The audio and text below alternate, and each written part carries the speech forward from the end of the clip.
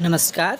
पीके Rohila Study Point YouTube channel पर आप सभी का एक बार फिर से स्वागत। शिक्षा विभाग से जुड़ी नवीनतम अपडेट, पे मैनेजर, शाला दर्पण, कंप्यूटर एवं तकनीक ज्ञान और सभी प्रतियोगी परीक्षाओं की तैयारी के लिए आज इस चैनल को सब्सक्राइब करें। के शिक्षा में बढ़ते कार्यक्रम के अंतर्गत RKSMB के प्रथम आकलन के बाद और तृतीय चरण के दौरान किए जाने वाले महत्वपूर्ण कार्य कौन कौन से हैं, इसके संदर्भ में अपन इस वीडियो के अंतर्गत चर्चा करेंगे। तो सबसे पहले अपन देखते हैं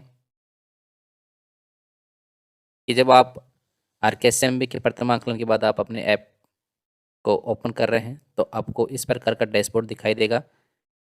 इस डैशबोर्ड में आपको 3 चीज़ें दिखाई दे रही हैं। दक्षता प्रदर्शन देखें, विद्यार्थी समूहीकरण देखें, विद्यार्थी प्रदर्शन के हाईलाइट देखें। तो RKSMB के प्रथम आकलन के बाद आपको इस प्रकार का डैशबोर्ड ओपन दिखाई दे रहा है। इसके बाद अपन देखें कि RKSMB के ऐप का जो तीसरा चरण है उसका उद्देश्य क्या है।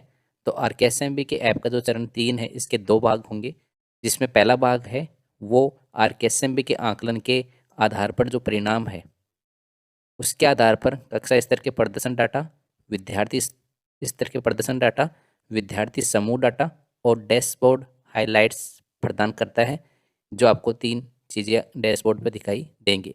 भाग 2 है इसका। उसके अंतर्गत ऐप शिक्षकों के लिए दक्षताओं के आधार पर शिक्षण प्रक्रिया का सुझाव देगा, जिससे शिक्षकों को विद्यार्थियों के सीखने में सुधार करने के लिए रोज कुछ ना कुछ कार्य करने होंगे। तो RKSMB का जो तीसरा चरण है इसके 2 भाग हैं, जिसमें एक भाग में आपको आकलन 1 के आधार पर जो उन प्रदर्शन किया है उसका डैशबोर्ड दिखाई देगा, और भाग 2 में जो समूह 2 के बच्चे हैं उनके लिए शिक्षकों के लिए जो दक्षता के आधार पर शिक्षण प्रक्रिया उसके लिए सुझाव देगा। तो इस तीनों डैशबोर्ड के जो 3 आपको प्रदर्शन हो रहे हैं इनको अपन समझते हैं। दक्षता प्रदर्शन, इसके अंतर्गत आप प्रत्येक कक्षा विषय का दक्षतावार प्रदर्शन एवं प्रत्येक विद्यार्थी की दक्षतावार प्रदर्शन की सूचियां आप यहां से देख सकते हैं। विद्यार्थी समूहीकरण वाले टैब से आप समूह 1 एवं समूह 2 के विद्यार्थियों की सूची देख सकते हैं। सूची को आप डाउनलोड कर सकते हैं।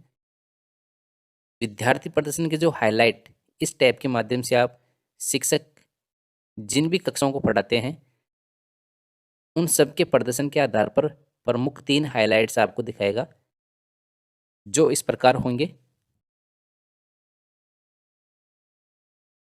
यदि अपन पहले की बात करें तो उसमें प्रत्येक कक्षा विषय का दक्षता और प्रदर्शन आपको इस प्रकार स्टार के रूप में दिखाई देगा। 1 स्टार, 2 स्टार, 3 स्टार, जो आकलन प्रथम के आधार पर है। विद्यार्थी समूहीकरण को यदि अपन देखें तो आपको इस प्रकार दिखाई देगा। विद्यार्थी समूह, जिसमें आपको कक्षा, विषय और उन बच्चों के नाम, नाम के आगे उनका समूह लिखा होगा, समूह 1, समूह 2। यदि विद्यार्थी प्रदर्शन के हाईलाइट की अपन यदि बात करें तो उसके अंतर्गत आपको इस प्रकार से दिखाई देगा कि कक्षा 8 ए में पढ़ रहे आपके अधिकांश विद्यार्थी मैथ की इन दक्षता में बहुत अच्छा प्रदर्शन कर रहे हैं, और यदि कोई कमी होगी तो वो कमी भी आपको यहाँ पर दिखाई देगा, जिसमें आपको प्रमुख 3 हाइलाइट्स दिखाई देंगे, जिसमें आपकी एक अच्छाई, एक आपकी कमी। और जैसे आप इस पे आगे बढ़ेंगे तो आपको जो इसका दूसरा भाग है शिक्षण प्रक्रिया, उसके सुझाव आपको देगा, जो 1+4+1 मॉडल पर कार्य करेगा। ने आपके समूह 2 के विद्यार्थियों हेतु गतिविधि का सुझाव देगा। उसके बाद वर्कबुक के कौन से कार्यपत्रकों पर कार्य करवाना है इस संदर्भ में आपको सुझाव देगा।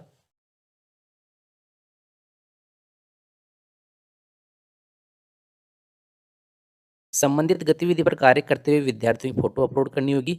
यदि फोटो अपलोड नहीं करेंगे तो आपको सिक्के प्राप्त नहीं होंगे, और उसका कारण भी जानना चाहिए कि मेरे पास समय नहीं था, मुझे गतिविधि समझ में नहीं आई, ये गतिविधि मेरे लिए प्रासंगिक नहीं है। तो आपको जो गतिविधि इसमें दिखाई देगी उससे संबंधित आपको उन बच्चों को गतिविधि करवानी है, गतिविधि की फोटो लेकर उसको अपलोड करनी है। जैसे आप अपलोड करेंगे आपको 20 सिक्के प्राप्त होंगे। उसके बाद आपको आगे बढ़ना होगा।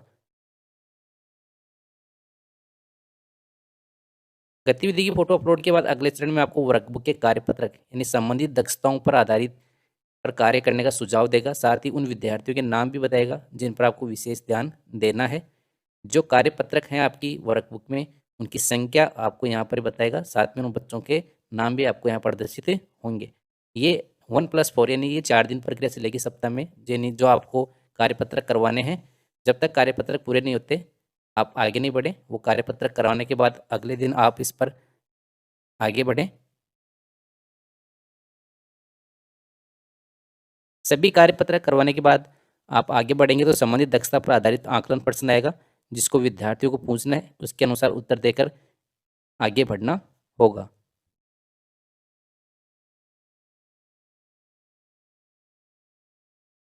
ये ऐप 1+4+1 पर आधारित है, यानी एक दिन गतिविधि, 4 दिन आप उन कार्यपत्र पर काम करें और एक दिन आकलन करें और फीडबैक दें।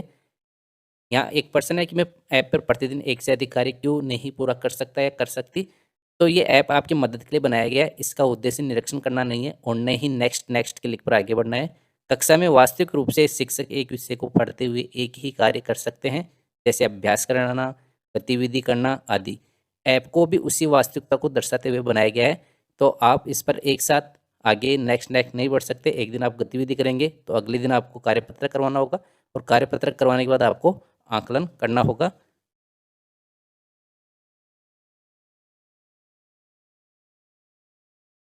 क्या होगा यदि मेरी कक्षा के अधिकांश विद्यार्थी कार्य पुस्तिका के आकलन में अच्छा प्रदर्शन नहीं करते हैं? यदि अधिकांश विद्यार्थी की दक्षता आधारित आकलन में अच्छा प्रदर्शन नहीं किया तो आपको उस दक्षता को फिर से पढ़ाना चाहिए। यदि विद्यार्थी उस दक्षता को नहीं समझते हैं तो आगे बढ़ने का कोई मतलब नहीं है।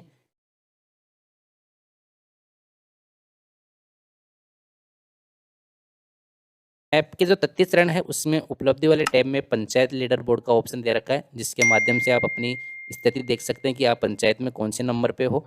तो आप जैसे ही पंचायत लीडर बोर्ड पर क्लिक करेंगे तो आपकी पंचायत में जितने शिक्षक इस ऐप के दिखाई देंगे और आपकी पोजीशन इसमें दिखाई देगी कि आप टॉप 1 हो, टॉप 2 पे हो या 3 पे हो, आपकी पोजीशन क्या है पंचायत में, वो सिक्कों के आधार पर आपको यहाँ पर प्रदर्शित होगी। साथ ही इसका जो जिले की रैंक है वो भी तय की जाएगी।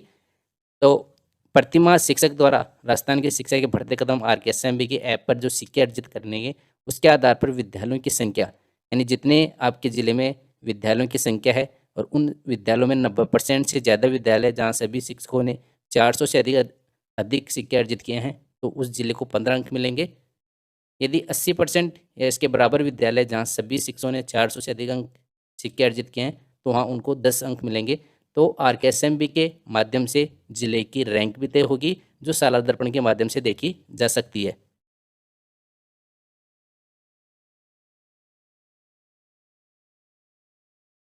तो इस प्रकार RKSMB के जो तृतीय चरण है उसमें आपको लगातार कार्य करना है। RKSMB के जो आकलन 2 होगा वो दिसंबर माह के 17, 19, 20 तारीख को होगा। उससे पहले आपको ये सभी कार्य करने हैं और आपको सिक्के अर्जित करने हैं। जैसे आप सिक्के अर्जित करेंगे उसी हिसाब से आपके जिले की रैंक तय होगी और साथ में आपकी पंचायत के लीडर बोर्ड के माध्यम से आप देख पाएंगे कि वो पंचायत में कौन से स्तर पे हैं और कक्षा का प्रदर्शन में भी आपके सुधार आएगा। तो यदि मेरा वीडियो अच्छा लगा तो लाइक करें, शेयर करें और यदि आप तक मेरे चैनल पर नए हैं तो आप चैनल को सब्सक्राइब जरूर कर लें। धन्यवाद। जय हिंद, जय भारत।